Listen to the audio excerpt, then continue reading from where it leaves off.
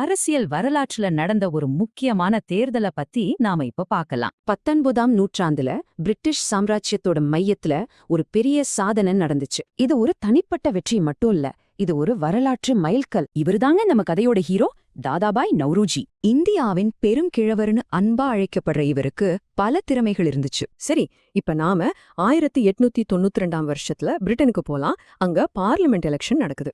Nowroji ஃபின்ஸ்பெரி central தொகுதியில liberal கட்சி சார்பா போட்டியிட்டார். ஆனா அவரோட பிரச்சாரத்துல ஒரு பெரிய சவாலை சந்திக்க வேண்டியிருந்தது. அப்போ ஒரு பெரிய பிரிட்டிஷ் அரசியல்வாதி நவ்ரோஜிய இன ரீதியா ரொம்ப கேவலமா விமர்சிச்சாரு. இந்த நேரடி தாக்குதலுக்கு பிறகு ஃபின்ஸ்பெரி வாக்காளர்கள் என்ன முடிவெடுத்தாங்க? ஜூலை 7, 1892 மக்கள் அவங்களோட பதில சொன்னாங்க. எல்லா இனவெறி தாக்குதல்களையும் மீறி நவ்ரோஜி தேர்தல்ல ஜெயிச்சார். இந்த வெற்றி மூலமா அவர் பிரிட்டிஷ் பார்லிமெண்டோட முதல் ஆசிய உறுப்பினர் ஆனார். சோ இந்த வெற்றி இனவெறிக்கு எதிரான ஒரு பதிலடி, லண்டன்ல இந்தியாவுக்கான முதல் குரல். பாத்தீங்களா, ஒருத்தரோட வெற்றி எப்படியோ ஒரு பெரிய மாற்றத்துக்கு வழிவகுக்குதுன்னு இது நமக்கு என்ன சொல்ல வருது?